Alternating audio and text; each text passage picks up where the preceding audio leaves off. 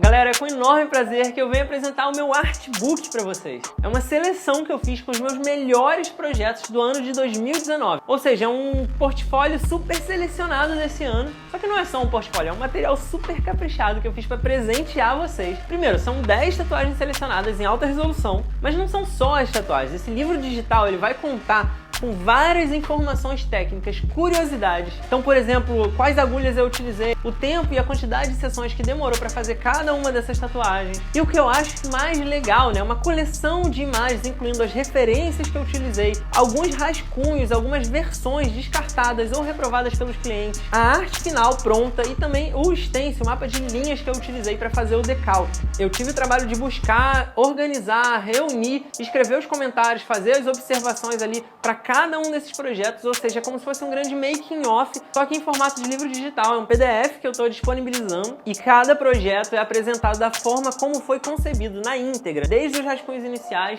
até, como eu falei, a arte final e, claro, a versão pronta, né? A versão que foi para a pele ali. E para você baixar esse artbook gratuitamente, clica aqui no botão para você receber o link no seu e-mail e poder baixar esse presentão. Mas antes mesmo de começar, eu quero te pedir para deixar aquele like no vídeo, porque ajuda pra caramba o canal. E se você é novo aqui, se você tá chegando agora, eu te convido a se inscrever e ativar o sininho para receber todas as notificações, porque são 5 vídeos por semana, é bastante conteúdo e assim você não perde, não fica de fora de nada. E por último, me segue lá no meu Instagram, @raontatu, porque eu posto quase todo dia nos stories um material complementar a esse aqui. Você vai poder acompanhar tudo que rola lá e ver meus trabalhos finalizados no feed. Então é isso, muito obrigado e agora sim, vamos pro vídeo.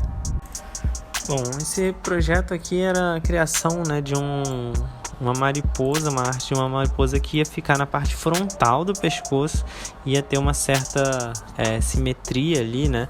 Então você vê que eu usei uma referência de uma mariposa como base, porque eu queria, ela tem muitas variações, né, na natureza de designs diferentes da asa, da aerodinâmica, né, delas, do formato, e eu queria aproveitar o formato e a aerodinâmica dessa mariposa ali que eu tô usando, porque ela tinha um ângulo interessante, principalmente porque ela ocupa bastante da área, né? Ela é bem larga, ela não é tão fininha e tão comprida, ou seja, a asa dela não é tão aberta, ela é um pouco mais triangular, e isso favorecia o encaixe na região, né, que eu queria, porque a ideia era ficar na frente, na parte frontal do pescoço, mas sem dar uma volta, né, ficar totalmente curvada. Então eu precisava de uma que a asa não fosse tão aberta e tão compridona, e que privilegiasse um pouco mais, né, o sentido vertical do que o horizontal, em comparação com algumas outras mariposas ali. Então, a partir dessa estrutura base ali que eu peguei, né, do mapa delas, eu comecei a pirar na divisão das áreas ali da asa, né, que esse eu acho que é o trabalho mais importante na hora de trabalhar com insetos, com mariposa nesse caso aqui, é essa parte aí do design da asa, né, a divisão, a maneira como é particionado, os ângulos, as divisões, os detalhes, né, que ficam como se fossem ornamentos ali, ou seja, cada asa tem como se fosse uma personalidade, né, própria. Você pode criar uma série de padrões ali, e como eu tinha um montão de referências à minha disposição, né, você vê, acho que estão ali em cima, eu fui podendo observar um pouco, né, diferentes soluções, diferentes maneiras de abordar, e cada uma delas foi me dando um insight, uma linguagem, uma ideia diferente que eu poderia utilizar aqui. Então, nesse caso, foi um grande amálgama, porque, por exemplo, teve, né, a maneira de fazer as bordas com várias pontas, que eu acho bem interessante, né, deixar ela um pouco mais sinistra.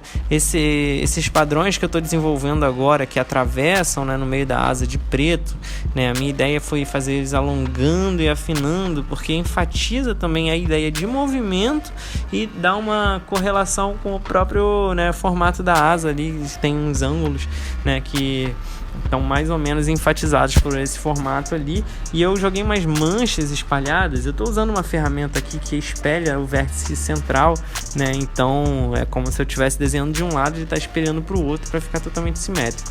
E aí eu espalhei essas manchas e comecei a entrar numa pira, meio numa vibe de teste de Rorschach, né? Que é aquele teste psicológico, psiquiátrico, que você olha para manchas no papel, né? Quem conhece aí também tem o personagem Rorschach do Sandman, e aí cada um vê, né, uma coisa nessas manchas, cada um intui uma coisa. Então a minha ideia aqui nessas manchas era ir mais ou menos para uma pira dessa, assim, uma abstração que lembrasse um pouco isso. E é legal porque dá para trabalhar infinitas variações, né? Criar uma variedade grande, né, ao abordar esse tipo de animal ali. Aí agora eu já estou começando a estudar um pouquinho de volume, uma base mínima aí para eu poder jogar depois as cores, né, principalmente só um pouquinho ali nas asas para dar uma sensação de luminosidade, mas principalmente no corpo. Você vai ver que quando eu entrar ali, né, no sombreado do corpo, a parte ali da bundinha dela vai ter um pouco mais de sombra, um pouco mais escuro para ressaltar, né, essa área que não é tão colorida e que também vai servir como um ponto de ruptura ali para destacar um pouco mais as asas e tudo mais. Eu comecei a estudar paletas de cores para essa borboleta. A minha ideia inicial era fazer ela mais diurna, né? Você vê que eu botei um raio ali na parte central do corpo dela, e eu estou jogando aqui primeiro, né, variações de amarelo e laranja. A minha ideia era fazer algo meio solar, inicialmente, porque eu queria sair desse ponto, né, comum de só roxos e azuis e tudo mais soturno e mais noturno. Mas já acabei mudando no meio do caminho. Você vai ver que eu vou fazer uma variedade de estudos ali, e aproveitei essa paleta de cores e essa vibe solar para uma outra mariposa que eu fiz posteriormente, né, para um outro projeto. Mas esse design, que era para o pescoço especificamente, era para uma cliente minha, que ela acabou, né, pedindo para fazer algo com uma vibe mais noturna, algo lunar em vez de solar.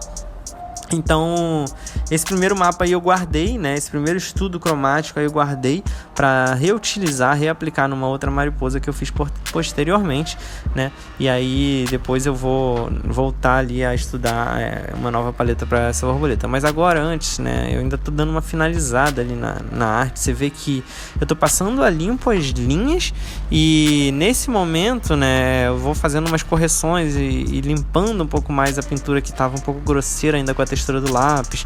Então, ao passar a limpo, eu jogo uma ferramenta que é como se fosse uma arte final, uma ferramenta de caneta de arte final, tipo de nanquim e tal, que vai simular como se fosse a linha, né, na pele da liner mesmo e tudo mais. E agora sim, você vê que eu tô trocando as cores e estudando, né, uma variedade ali. Eu troquei o que eram laranjas por azuis, e a ideia aqui é trabalhar com um turquesa meio esverdeado, meio verde água, assim, que dá esse tom de luz da lua, esse tom também meio de mágico, assim.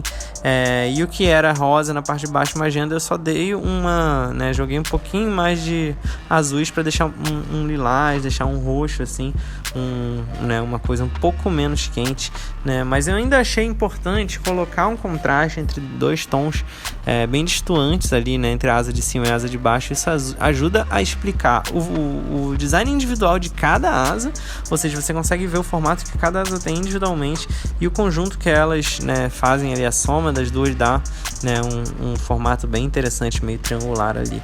E aí pro corpo, né, eu tô estudando uma caveirinha. É bem comum na natureza elas terem padrões que parecem, né, figuras, né, rostos, caveiras e tal. Isso tem, né, uma influência na nossa cognição de achar que é mais macabro, de ter medo, e também serve como um sistema de defesa, né? Então é bem comum explorar isso nos desenhos também.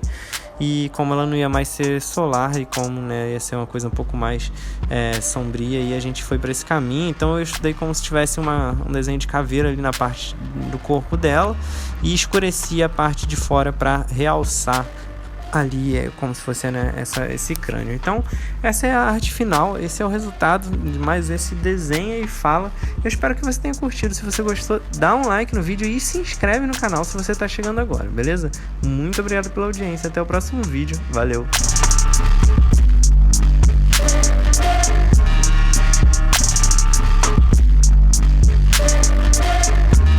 Se você gostou desse vídeo e quer ver outros como esse, se inscreve aqui no canal. É só clicar nesse logo redondo que tá aí na tela, dá um like no vídeo que é muito importante, compartilha com outras pessoas que você acha que também vão gostar, comenta aqui embaixo pra gente poder trocar ideia e, por último, dá uma olhada nesses 2 vídeos sugeridos aqui na tela. Pode ser que você também goste.